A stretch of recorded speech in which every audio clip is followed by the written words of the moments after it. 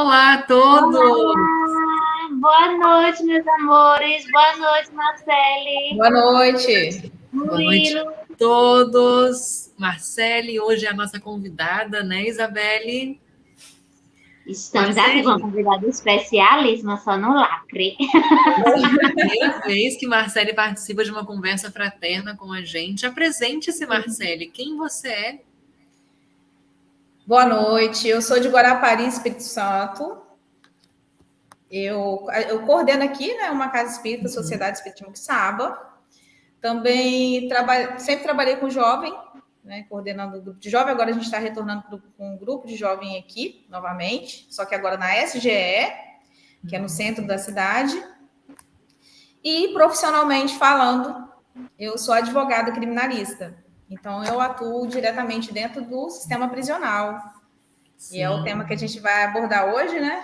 Então, exatamente. As dúvidas ficam com vocês, o que eu puder estar esclarecendo em relação à realidade, à vivência. Tem coisa que é boato, tem coisa que as pessoas... É fato fake. Fato fake, falam demais sem sentir, às vezes, né, o que realmente acontece na prática.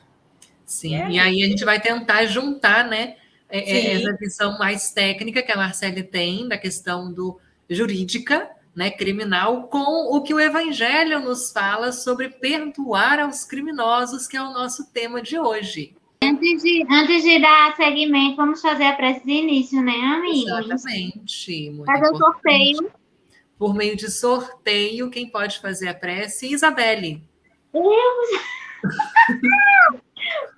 Simbora, queridos. Sim. Vamos elevar nossos pensamentos a Deus, ao nosso mestre, modelo e guia Jesus Cristo. Agradecer pela oportunidade de estarmos aqui para mais um estudo, para aprender com a palavra do Senhor, dentro dos preceitos espíritas, que tenhamos uma ótima conversa fraterna. Que assim seja. Que assim seja. Uma prece simples, mas muito sincera, né? Porque o que importa é a prece ser feita de coração, independente como de fato é mesmo. Não é? E para a gente poder começar, vamos pedir para a Marcele explicar para a gente como que é a vida dos presos no sistema prisional brasileiro. Faz essa contextualização para a gente. Depende de cada região, de cada estado, de cada vivência, né? Eu, atualmente, tenho uma vivência dos presídios do Rio, do Mato Grosso e do Espírito Santo. Então, assim, são as realidades que são completamente diferentes. Quer ver um exemplo? No Rio de Janeiro, por exemplo, a família leva roupa, remédio, as coisas que eles precisam, porque o Estado não tem condições de fornecer. E, às vezes, por isso que, às vezes, entra muita... tem mais facilidade para entrar, o que é ilegal, né, nesse sentido. O Espírito Santo já restringe bastante com relação a isso, mas no Espírito Santo ainda tem esse suporte maior. Agora, por exemplo, no Mato Grosso eu consigo conversar com o meu cliente daqui do Espírito Santo. Tem um parlatório virtual, coisa que aqui no Espírito Santo ainda não tem. Então, assim, vai muito da realidade de cada um. E da vivência que ele... E com relação ao próprio custodiado, né, aquela pessoa que está naquela situação, depende muito do amor que ele recebeu, da vivência que ele teve em família, do que ele passou, porque a gente encontra vários tipos, igual a gente vai estudar no decorrer desse estudo aqui, falar sobre algumas histórias, e, na realidade... as histórias deles não são diferentes, eles passam por vivências que muitos querem progredir e sair daquela situação, outros têm essa intenção, mas quando chega lá fora volta para o sistema carcerário, porque comete um novo crime, às vezes comete um novo crime porque não teve oportunidade. Então, assim, eu passo a bola aí para vocês vão me questionando, ver o que vocês querem ir abordando, que a gente vai contextualizando.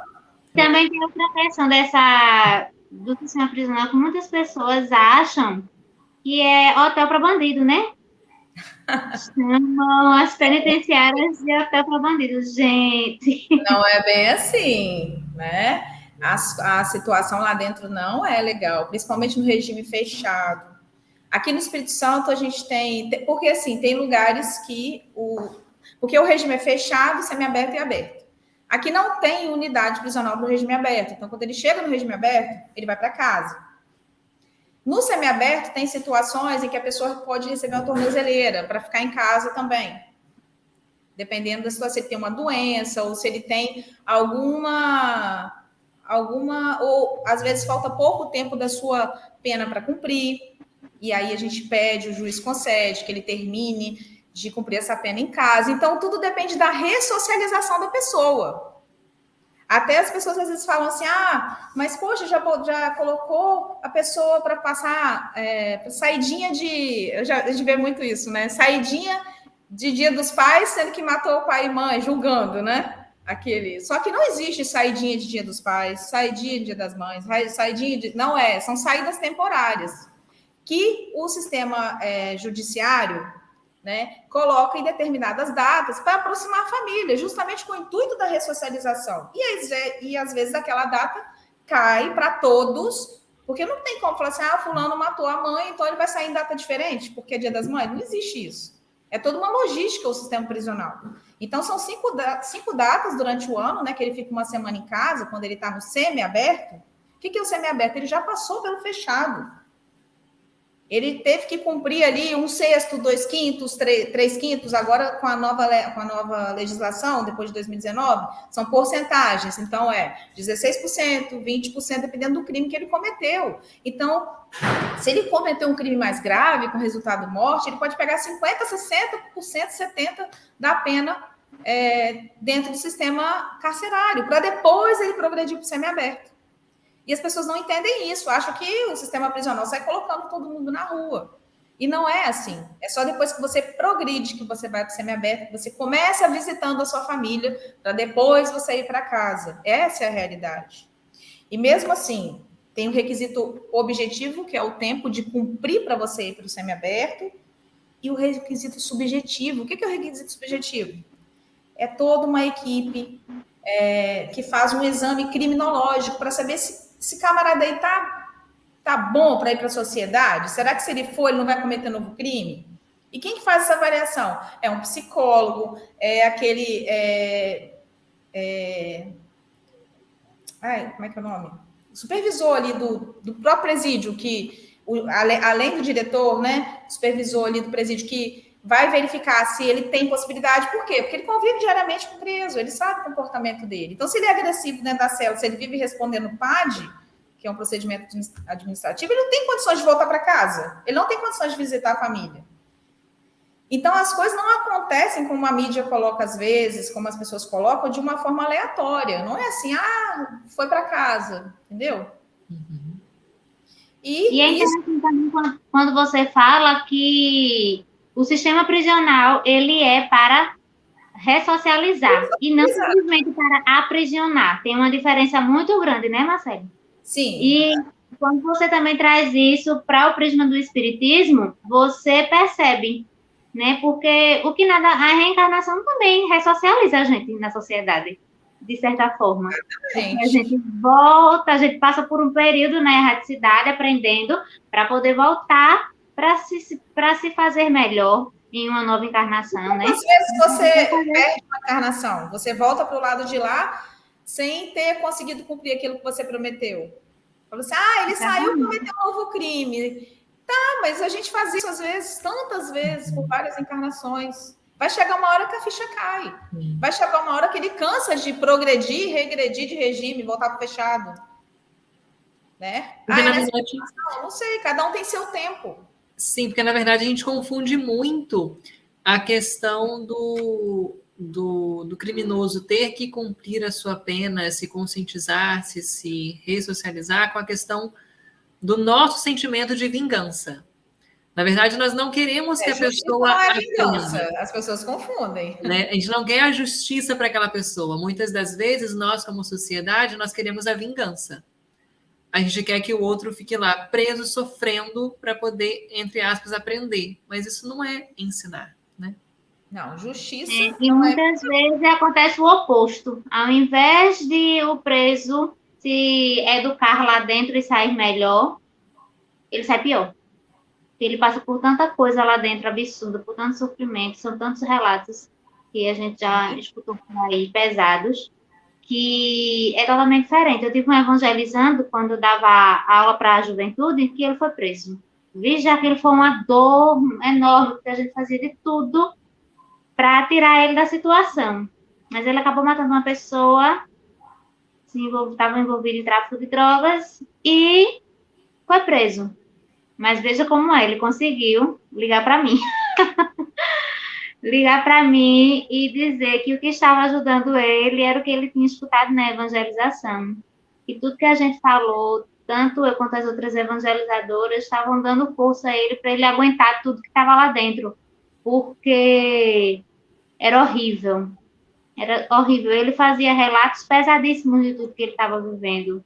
Então, ele usou o que ele aprendeu no centro espírita, o conteúdo de espiritismo, para poder se fortalecer, mudar de comportamento e ir para a sociedade de novo. Ele saiu com bom comportamento, na verdade, né?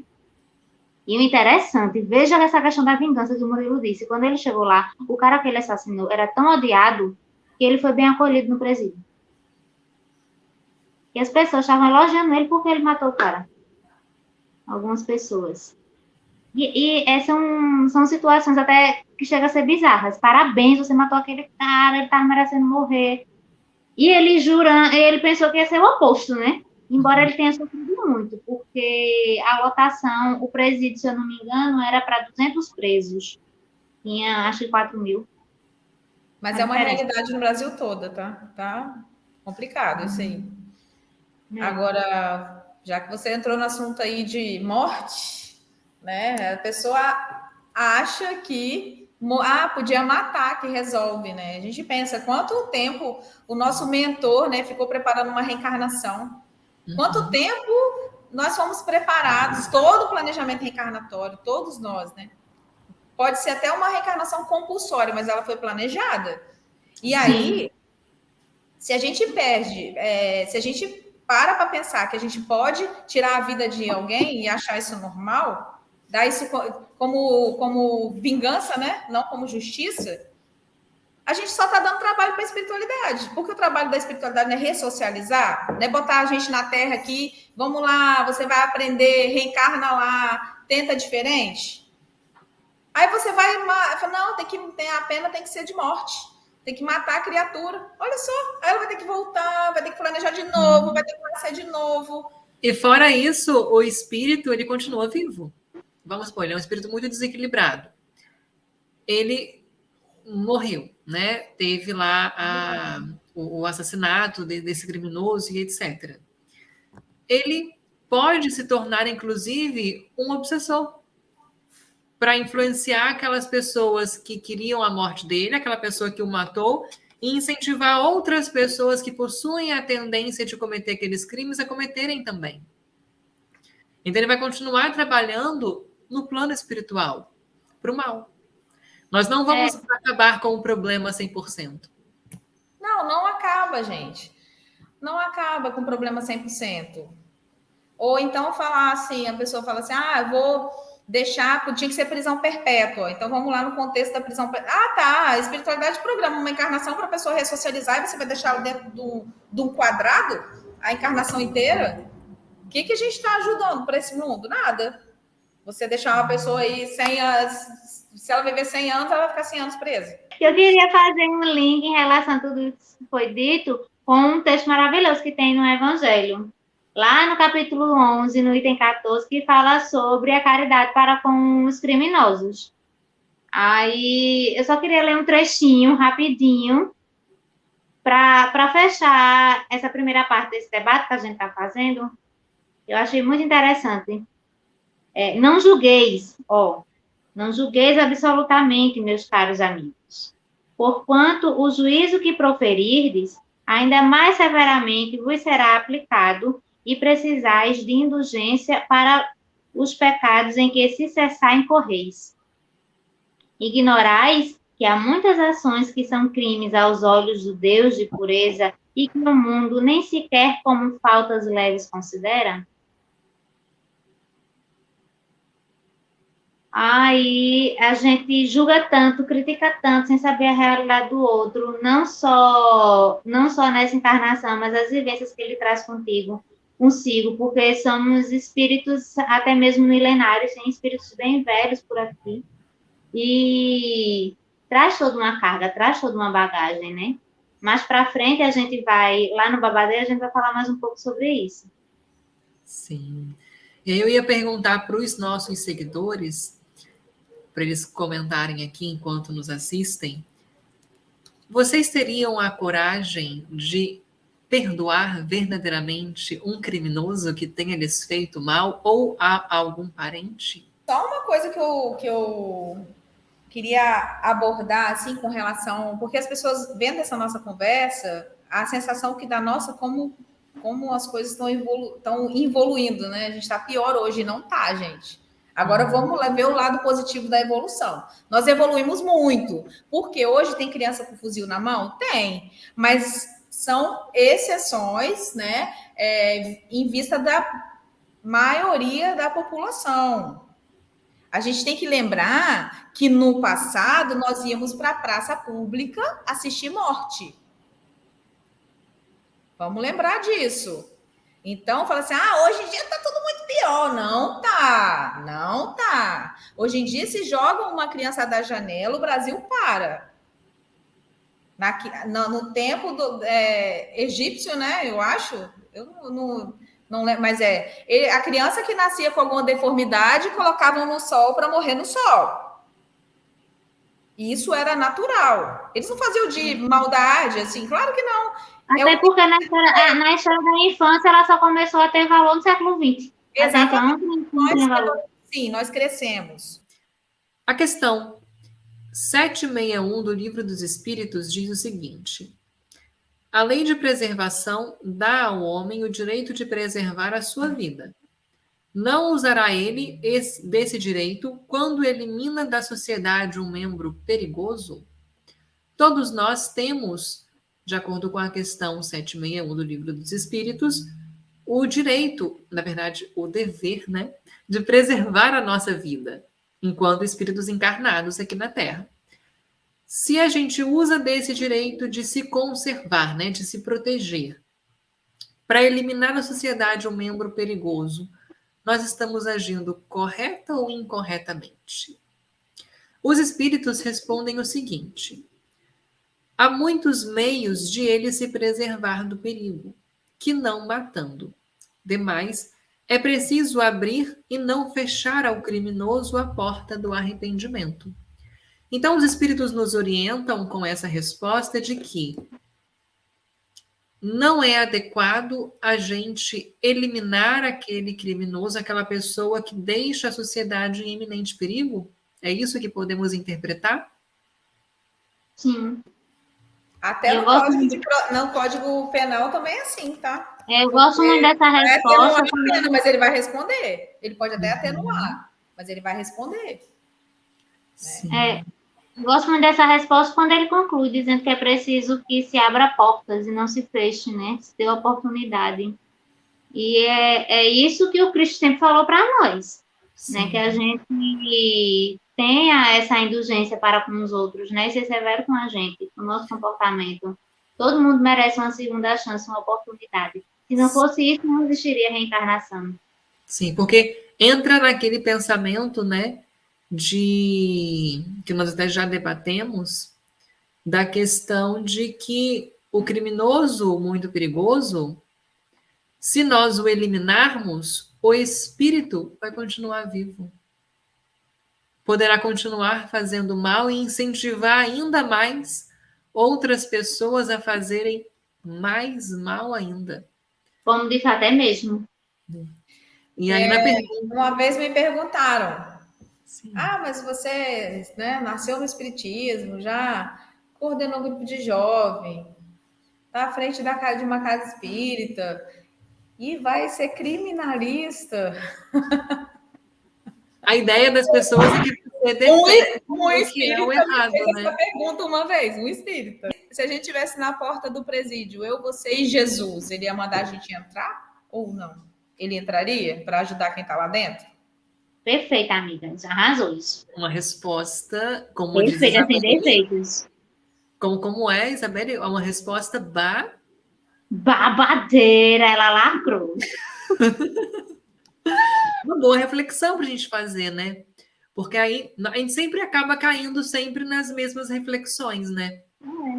Quando a gente não quer auxiliar, quando a gente não quer perdoar ao criminoso, a gente está, na verdade, praticando a vingança, Tem melhor exemplo que Jesus na cruz. o egoísmo. Ele estava na cruz. Jesus perdoou todos aqueles, né, que lhe fizeram mal. Ele falou para Deus, né, o que? Pai, perdoa-lhes, eles não sabem o que fazem. Ainda chamou o parceirinho da cruz do lado e vamos embora que a gente vai acordar lá em cima, do lado do pai. Ainda ouço, bora. Não se arrependeu, foi. O outro ficou na luta. Será que Jesus está condenando a todos esses que cometem crimes? Ou será que Jesus está ao lado de cada um deles, querendo que eles olhem para si, reflitam e abram os olhos para a realidade espiritual? E qual é o nosso papel enquanto sociedade? Será que nós estamos trabalhando junto a Jesus para a evolução destes espíritos? Ou estamos deixando o nosso lado mais animalesco falar? Mas, para trazer um pouco mais do Livro dos Espíritos para a gente, na questão 764, temos a seguinte pergunta. Quem matou com a espada, pela espada perecerá. Essas palavras não consagram a pena de talião e, assim, a morte dada ao assassino não constitui uma aplicação dessa pena? Tomai cuidado. Muito vos tendes enganado a respeito dessas palavras, como acerca de outras. A pena de talião é a justiça de Deus. É Deus quem a aplica.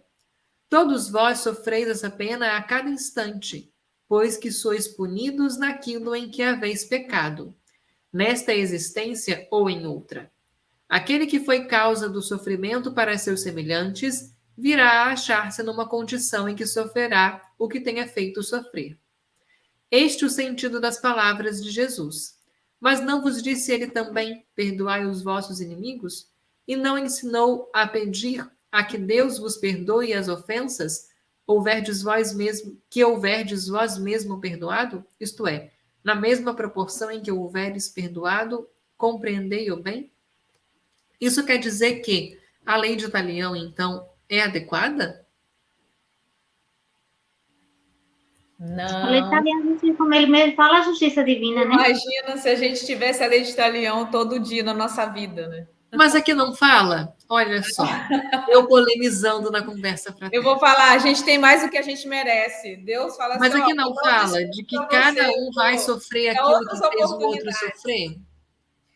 Mas na nossa vida, na verdade, o que acontece? A gente tem mais do que a gente merece. Deus sempre nos dá novas oportunidades. A gente pode resgatar aquilo que a gente fez no amor. Então, é nossa escolha. A gente vai resgatar. Débito no passado, a gente tem milhões para trás. Agora, a gente vai resgatar como isso? Mas a pergunta é tipo, como o Kardec também, né? Ele é boca de confusão, ele gosta de criar polêmica. Ele pergunta, Jesus disse que quem matou com a espada, pela espada perecerá. Então, se ele matou, ele pode ser assassinado também. Foi mais ou menos isso que Kardec quis. Aí o espírito bateu logo 3 palminhas. Tome cuidado, viu, querido? Não é bem assim que não. A justiça divina não trabalha desse jeito. Né? E mais à frente ele fecha com chave de ouro e ainda pergunta se a gente não compreendeu Jesus com toda a mensagem de amor que Jesus deixou. Eu adoro essa questão. A gente sempre tem mais, gente, do que a gente merece. Se pegasse assim um livrinho e mostrasse, espera aí, vamos lá ver o que a Isabelle aprontou. O que Murilo aprontou? Eita, meu Jesus, vou ter que reencarnar um bocado. O que a Marcela aprontou? Meu Deus do céu. Nossa, uma vida maravilhosa. Vai ter que tomar aguinha. Eu tenho a vida maravilhosa, eu vou aproveitar aqui e trabalhar mais para poder resgatar mais. Porque gente, a verdade é essa. Por que a gente tem a oportunidade de estar aqui entre nós três, né? Entre nós três hoje? É à toa? Não. É trabalhar no bem, é para ajudar na reflexão de outra pessoa. Às vezes, quem está nos ouvindo nunca passou pelo sistema prisional, mas está prestes a entrar. E aí vai pensar 2 vezes. Ou às vezes já passou pelo sistema prisional e não vai passar de novo. Então, assim. Passou por tudo isso e só se ligou quando desencarnou. Exatamente. Então, assim, às vezes o despertar pode ser a qualquer momento. E às vezes esse despertar pode ser por influência, por nossa influência. Não estou falando só do estudo de hoje, eu estou falando no dia a dia. O nosso comportamento influencia diretamente a vida das pessoas. Influencia coisa que a gente desperta anos depois. Muito Somos tempo. Exemplos até sem saber, né? Amigas, falando nisso, teve outro. A gente está falando aqui só da evangelização hoje, né? Gostaria de dizer que é meu xodó, então. Tem outro exemplo de um menino, um rapaz, que ele ia para um centro, um dos centros aqui de Pernambuco que eu acompanhava, e ele era quinzenal a reunião, ele não faltava. Ele entrava mudo, saía calado. Também armado, ele participava de tráfico e tantas outras coisas lá nessa cidade. E ele desencarnou, foi assassinado. Conta da vida que ele levava, né? A evangelizadora chorou horrores. Uma sensação, acho que foi a sensação que eu tive quando o meu evangelizando foi preso. De incompetência, de que não deu certo, de que não fez o trabalho direito. Meu Deus, ela sofreu muito. E em uma das sessões mediúnicas do centro, quem aparece? Esse espírito. E ele diz o seguinte, que os espíritos estavam tentando auxiliar ele, pediram para ele pensar que ele estava muito nervoso, não estava bem, muito conturbado, confuso, que ele pensasse em algum lugar que ele se sentisse em paz, se sentisse tranquilo. E ele só lembrou do centro espírita que ele frequentava. E assim ele foi levado para a reunião mediúnica e teve a oportunidade de agradecer a essa evangelizadora que ela cumpriu o seu papel. Não importa, a gente às vezes esquece que a gente está ali para educar os espíritos na evangelização, né? Estamos educando também as almas. E ele despertou, foi o que ajudou ele, foi a evangelização, para ele poder receber auxílio na erraticidade, né? Ele estava em zonas umbralinas e estava sofrendo muito. E foi lembrando das palavras daquela evangelizadora que ele conseguiu sair daquela situação. Às vezes a nossa ficha só cai anos depois, Isabelle. Eu vou contar uma coisa aqui para você.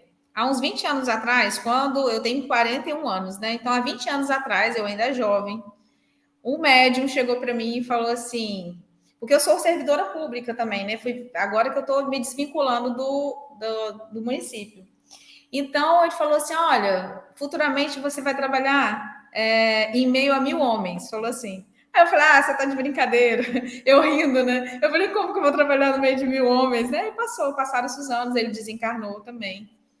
E teve um dia que eu estava entrando no presídio, o agente penitenciário, o presídio estava vazio, assim, não tinha nenhum advogado, só tinha eu, né, de advogada, de mulher, e os agentes, todos homens, aquele presídio enorme. Aí o agente olhou para mim na entrada, na hora que eu fui entregar o documento, a carteira, aí ele, nossa, sabia que você é muito corajosa? Aí eu olhei para a cara dele, ele riu, deu um sorriso e falou assim, você sabia que você tá trabalhando em meio a 1000 homens?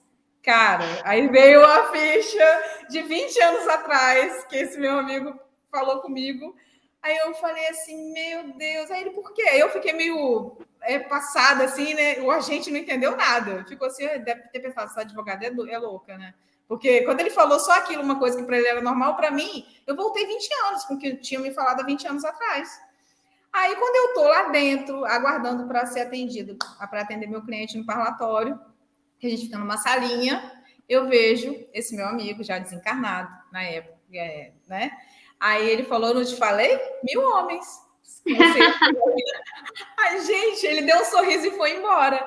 Aí eu falei, meu Deus, como que a gente cai a ficha tipo, anos depois, há 20 anos atrás, eu nunca ia imaginar que quando ele brincou comigo, ele falou assim, um dia você vai trabalhar em meio a 1.000 homens, é que era eu trabalhando, entrando dentro do sistema prisional. Eu nunca imaginei, nunca nem pensava, não sabia que eu seria advogada. O Murilo, que me conhece há mais tempo, eu entrei na faculdade bem mais velha, entendeu? Então, assim, eu mudei radicalmente de vida, de servidora pública, resolvi virar advogada e criminalista. Então, assim, e fui logo correndo e mudando tudo. Então, às vezes, a gente lá atrás, a gente não observa o que Deus tem preparado. E a oportunidade de trabalho também. Porque onde você, independente da qualquer profissão que você vá desenvolver, o trabalho que você desenvolve aqui no Letra atinge profundamente as pessoas. Qualquer trabalho, né? Dependendo da forma como você trabalha na sua vida. Então, o nosso resgate está aí. Aí eu fico pensando, aí eu fiquei pensando, gente, o que será que eu fiz no passado que eu tenho que resgatar 1.000 homens? Ele brincando comigo na época, né? Aí eu não entendi na época, porque ele brincou assim comigo, falou assim, seu trabalho vai ser grande, vai ser mais de 1.000 homens. Aí, 20 anos depois, eu fui entender. Então, assim... Agora tem mais, viu, querida? Bem mais já de 1.000. A senhora foi barra pesada na reencarnação passada, depois me conte. Então, tá vendo? Então, assim, às vezes, a gente tem muito mais do que a gente merece. E a gente só vai amenizar tudo, né? Todas as nossas vivências com o nosso desempenho. Porque seria muito fácil eu entrar no sistema prisional, ter uma conversa com o cliente e não mudar em nada na vida dele. Porque a cada um que eu tô lá, por mais que ele resolva voltar para o crime, eu sempre mostro dentro das condições, da pena, do que ele pode fazer, que ele pode ter uma vida melhor, que ele pode estar com a família, que ele pode mudar. Você entendeu? A gente tem que acreditar. Eu falo que espiritismo é por isso... Desculpa, amiga, a gente se interrompe mesmo aqui, é moda. Mas por isso que eu falo muito que espiritismo é estilo de vida. Você acaba levando isso para o seu trabalho sem nem perceber. Não tem como. É estilo de vida, exatamente. Não tem como. Não tem como, porque a sua conduta tem que ser igual, mesmo porque, para quem é médium, o Murilo é médium também, sabe disso. Você não escolhe, vou ser médium dentro da reunião mediúnica, né? Às vezes, eu lembro um dia que eu estava no supermercado, aí tinha lá uma senhora com o esposo dela desencarnado, e os dois discutindo, ele discutindo por causa da compra com ela, só que ela não estava ouvindo, aí ele brigava com ela. Aí eu falei, gente, né? Porque geralmente a gente tem essa sensação dentro da casa espírita, né? Mas aí uma oportunidade teve ali, que eu comecei a conversar mentalmente com ele. E aí, no dia seguinte, ele estava dentro da reunião mediúnica para se desprender. Então, não é que a gente vai ficar vendo o espírito toda hora, mas quando for necessário, se a gente estiver num local e que a gente for necessário naquela situação, nós seremos instrumentos. A gente tem que estar sempre preparado para aquilo. Não tem como. Então, agora assim, a gente está caminhando um pouquinho para o final, e antes de encerrar, vamos fazer o quê, Murilinho? Babadeiro. Hoje nosso babadeiro vai ser com base no livro Céu e Inferno, que traz relatos, né, de espíritos que apresentam a sua visão de como que foi a chegada no além. Isabelle vai dar uma contextualizada, uma resumida nos casos que a gente vai debater daqui a pouco. Isabelle, resuma. E se vocês puderem, vão dar uma lista também, gente, lá no Céu e Inferno, faz bem, tem vários relatos. Não fiquem se alimentando apenas dos nossos resumos. Alimentem-se do alimento completo. E lá tem mais babados, é tanto babado que você fica plastificado no Céu e Inferno, viu, queridos? Aconselho. Enfim, a gente tem vários casos de criminosos que se arrependeram depois que morreram, né? E separamos aqui alguns para contar para vocês. Mas teve 2 em especial que foi babado, viu? Le Marais, olha, é tudo nome francês. Eu não sei falar francês não, viu, gente? Vocês que lutem. É isso aí mesmo. Tá Le Marais. E meu nome é francês, viu, querido? Aí, ele foi, minha gente, foi um assassino barra pesada, cometeu um monte de crimes, Ele viveu lá na verdade, ele morreu em 1857. A pena dele foi de morte, lá em Paris. E depois que ele cometeu um monte de atrocidade, fez tudo que não prestava nessa encarnação, desencarnou sem a cabeça. Tem esse caso que a gente vai comparar com outro caso de um padre que matou um arcebispo. Mas ele matou porque não estava, assim, mais por questão de orgulho mesmo, né? Por situações que estavam acontecendo na instituição da igreja, que ele não concordava, estava se sentindo humilhado. Aí, quando o arcebispo estava tranquilamente saindo da igreja, ele foi lá, pô, matou o arcebispo. Morreu sem a cabeça também. Naquela época era a moda guilhotina, vai para a guilhotina. Então, os dois morreram por assassinatos e crimes diferentes, ambos com justiça pela justiça terrena, né? Eles receberam a justiça terrena da época. O primeiro, assim que morreu, na verdade, no dia da sua morte, ele não acreditava em Deus, o Lemorru. Ele não acreditava em Deus, mas ele pensou assim, meu Deus do céu, um Deus punitivo. Vou sofrer horrores. Será que ele existe mesmo? Perdoe, meu Deus, me desculpe pelos crimes que cometi. Mas ele só fez para constar. Não fez porque era sincero aquilo dali, não. Mas quando ele desencarnou, ele passou por todas as sensações, né?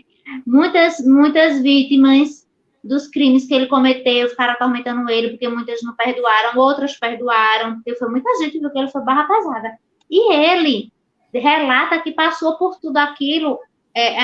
O médium perguntou a ele, né? Porque isso aqui são sessões mediúnicas, são conversas. O médium perguntou a ele, mas vem cá, se tu tivesse tido uma educação diferente em outro ambiente, tu não acha que tinha evoluído mais rápido, não? Não tinha te ajudado dessa encarnação, não? Aí ele disse, pode ser que sim, mas eu estava me achando muito forte, reencarnei, pedi essa programação toda e sucumbi. As paixões terrenas e as minhas más tendências foram mais fortes, porque eu não identifiquei que eu ainda sou um espírito superior e inferior, quer dizer, e não iria dar conta. Eu achava que ia dar conta e estraguei toda a minha reencarnação e estou sofrendo tem muitos anos e ele estava precisando de ajuda, né? Ele recebeu auxílio e foi ajudado, e o que ele mais pedia era a oportunidade de ter uma outra reencarnação. Aí ele recebeu essa ajuda. Já o padre, ele ficava com muita vergonha ele dizia que sentiu a dor da guilhotina, né, e tudo mais da lâmina, mas a dor maior que ele sentia era da vergonha de ter matado o arcebispo. E tinha muita vergonha de vê-lo e muito medo também. E também ele não queria se apresentar porque ele ainda se via, ele não precisava se ver nessa situação, mas como o céu e o inferno é estado de consciência, ele se via com a cabeça decepada ainda. Então, a cabeça sangrando de um lado e o corpo dele do outro, e ele não queria que os médiuns vissem ele dessa forma. E quem acabou ajudando bastante ele foi esse arcebispo. Não apareceu para ele de propósito, para ajudar ele a receber assistência, né? E assim reencarnar novamente depois que se cuidasse. Mas veja como Deus é maravilhoso. E o que acontece, cada caso é um caso, né? A gente não pode generalizar. Eles se arrependeram e queriam uma outra oportunidade, né? Ambos ficaram muito perturbados quando desencarnaram, principalmente por ter sido uma morte tão violenta, que foi na guilhotina. Mas, sobre as bênçãos do Senhor, eles receberam a oportunidade para poder replanejar uma próxima reencarnação. Mas teve um relato que ele não recebeu justiça divina. Ele viveu aqui, muito bem, obrigada. Ele foi um frade, nem fé tinha. Ele morreu em 1704. Nem fé tinha, ele não estava nem aí para nada. Ele cometeu coisas horríveis dentro da igreja, né? Abusos sexuais, abuso com as pessoas, violência de todos os tipos que vocês imaginarem, e viveu em opulência. Então, tudo que ele podia consumir de luxo que a igreja proporcionava naquela época, ele consumiu. Ele era extremamente inteligente pra caramba. E ele se esforçou para entrar na igreja justamente para poder desfrutar de toda essa riqueza que tinha na época. Justamente na época que a igreja era direta aqui, o clero e a nobreza era uma coisa só, praticamente, né? Porque a igreja também ajudava e tomava as decisões governamentais na época dos impérios. E ele tirou onda, tudo que não prestava dentro da igreja ele fez. Mas ele desencarnou como um puro e santo frade. E ele não estava nem aí para Deus. E pensa que ele se ligou assim que morreu, foi. Ele teve uma morte tranquila também, sem maiores aperreios. Muitos anos depois que ele desencarnou, foi que ele começou a sentir culpa. E muitas pessoas que foram vítimas dele começaram a punir ele, e ele sofreu pra caramba. Então ele tinha sensações, ele chamava de demônios. Toda vez ele dizia que a todo momento um demônio chegava com um rosto conhecido para puni-lo, se fosse jogando coisas quentes na boca dele ou coisas do tipo.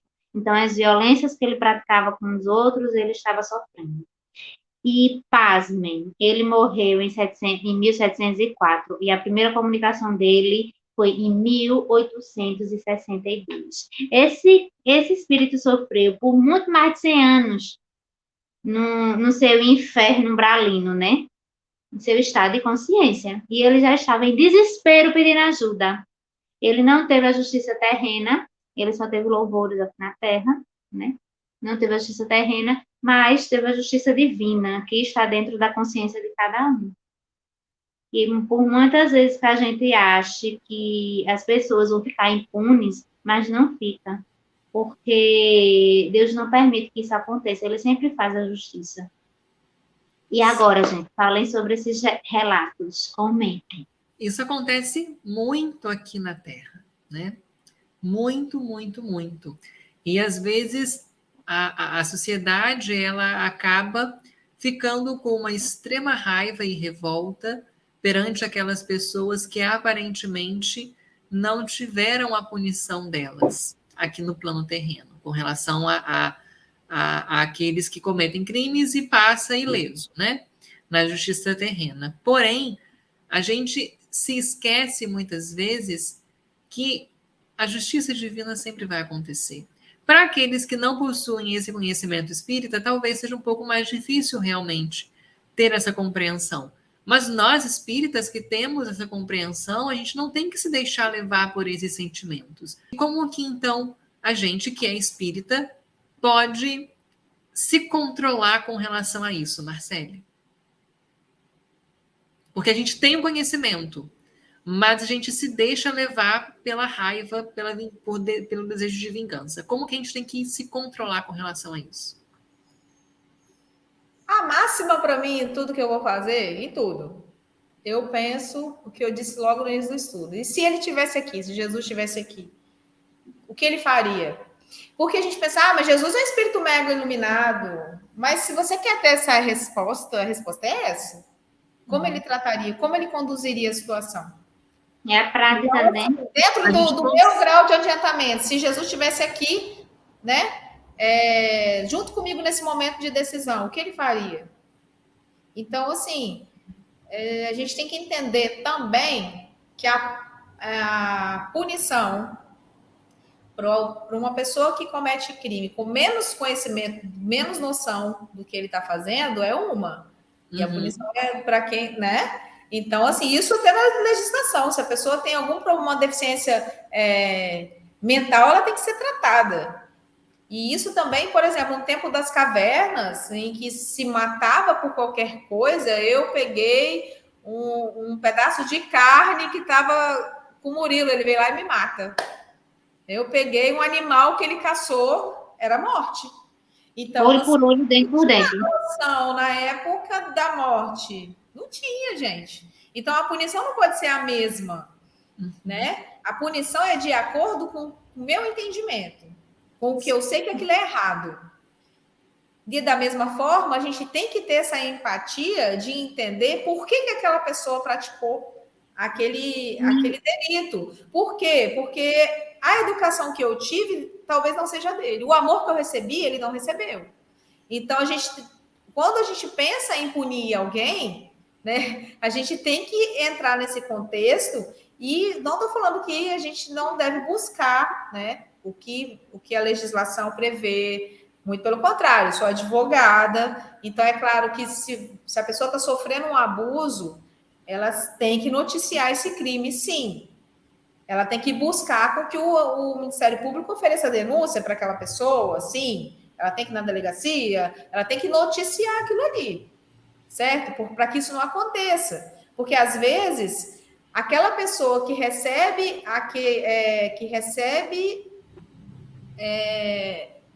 uma punição do Estado, ela vai repensar na própria vida. Ela vai mudar. Mas quando é com a gente, que a gente é vítima. Exatamente que não é. Não existe autotutela, né? O que o direito fala de autotutela? Eu vou lá e faço com você o que você fez comigo. Não.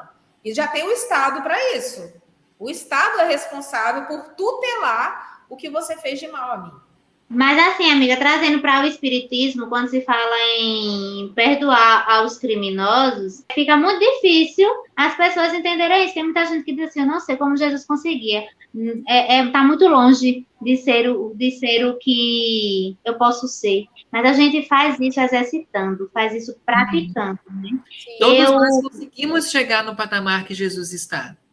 E principalmente quando a gente lê essas coisas na codificação, vê esses relatos, e a importância da prece na vida desses criminosos que daqui partiram, que tudo que eles sofrem nas zonas umbralinas, e eles mesmos que reproduzem o seu inferno, né? Então, é uma prática que às vezes é muito difícil no começo, mas depois se torna suave. A gente, quando vai jogar lama nos outros, somos os primeiros a nos sujarmos. Mas quando nós passamos perfume, somos os primeiros a ficar cheirosinhos, né? Então, vamos tentar fazer essa prática no nosso dia a dia. Mesmo por quem não conhecemos, ou por quem fez algum tipo de mal a gente, vamos criar uma psicosfera diferente. Vamos tentar emanar esse perdão para essas pessoas que tanto precisam. Eu acho que assim as coisas podem fluir muito melhor. Só um adendo. Quando eu citei o Estado, que o Estado é responsável por fazer com que isso funcione, a gente não pode esquecer que o Estado, a gente não tem como separar as coisas. Então, sim, o Estado também, ele tem um mentor espiritual que vai, que está ali do lado do nosso Brasil, que está ali do lado da nossa legislação. Bem lembrada, amiga. Que está do lado dos juízes, dos promotores, todos estão amparados. Então, assim, a gente não pode fazer com as próprias mãos, temos que perdoar sim, né? Mas ninguém aqui está defendendo a impunidade. Só isso que eu queria deixar claro, porque, Não, sim, pode ser que as pessoas estejam assistindo e estão sofrendo abuso, então estão passando por situações... Não, tem que denunciar. Feito você disse no começo, né? Isso que a gente está fazendo aqui. Para aquilo ali. Porque é assim que, às vezes, aquele que você buscou, se a pessoa for punida, ela vai aprender também para não fazer com outra pessoa. Tem que existir, tem que existir a punição. A gente tem que buscar o que é justo, né? Não com as próprias mãos, e sempre perdoando e entendendo que aquela pessoa, às vezes, cometeu um erro, porque ela, às vezes ela não teve o mesmo amor que você, não teve a mesma criação, não teve os mesmos momentos que você e oportunidades, né? E é isso. Amiga, é muito importante falar isso, porque a gente não pode simplesmente banir a justiça terrena e achar que ela não pode ser justa, que ela não pode ser coerente e que ela não pode exercer a justiça mesmo, porque muita gente desacredita nisso. Mas não, ela está aqui você para nos mostrar que a sua missão é linda, dentro de tudo que você trabalha no meio desses mais de 1000 homens, e dar os parabéns, porque eu realmente não sei se conseguiria exercer um trabalho desse jeito, em meio de tanta coisa. Eu tenho certeza que você vê absurdos e que muitas vezes você chega em casa desgastada por situações que você deve viver no seu dia a dia, né? E Deus coloca, assim, anjinhos da guarda feito você, que é justamente para ajudar que esse sistema prisional funcione de uma forma ainda mais justa, né? Que as coisas consigam ser colocadas de um jeito mais justo dentro da sociedade. Parabéns, viu? Foi muito bom o papo com vocês, gente. Muito obrigada. Só tenho a agradecer. Que todos gostaram também, né? Que estão aqui nos assistindo. Marcele, né? A Isabelle, ela já fez aqui as nossas palavras finais maravilhosas com relação ao nosso encontro na noite de hoje. Deseja falar alguma coisa final para os nossos amigos que estão acompanhando? Que possamos amar mais, né, gente? Se colocar no lugar do outro. Porque tudo que a gente conversou aqui hoje, se a gente colocar empatia, se a gente se colocar no lugar do outro, e também fazer essa pergunta: o que ele faria se estivesse no meu lugar? Se Jesus estivesse aqui, o que ele faria com essa pessoa? Se colocar no lugar do outro em todas as nossas ações, tudo que a gente vai fazer. Então, essa é a máxima, é a empatia. É o que a gente tem que buscar. Fácil é? Gente, não é fácil. Quando eu começo a conversar aqui, parece, nossa, né? Essa pessoa é perfeita, né? Não é, eu erro, eu também sinto raiva, eu também, né, passo por situações que às vezes você tem vontade de esganar um. Normal, mas aí é o momento de você se colocar no lugar do outro, de você orar, de você sentir que você está com a espiritualidade ali, que você tem esse amparo constante. A gente sempre tem mais do que a gente merece e a gente sempre está amparado pela espiritualidade. É verdade. Obrigada, meu amor. Você é maravilhosa. Já sou sua fã. Muito bom. Isabelle, pare. Não roube Marcele. Eu adorei ela, querido. Lucy. Não roube a atenção de Marcele. Mas Marcele para todos. Marcele é de tudo. Tanto que Marcele está no meio, né? Marcele é para todos. Bom, por meio de sorteio, quem vai fazer a nossa prece final agora é Marcele. Posso fazer? Que o nosso Mestre Jesus, que a espiritualidade é amiga, que os mentores de cada um que está assistindo na noite de hoje possam nos conduzir a sentir, a amar, a abrir os nossos corações para renovar os nossos pensamentos. Obrigada, Senhor, por sempre, sempre mesmo, nos proporcionar mais do que a gente merece. Obrigada por tudo. Que assim seja. Que assim seja. Assim seja. Fiquem todos com Deus e boa até noite, breve. meus amores. Até a próxima.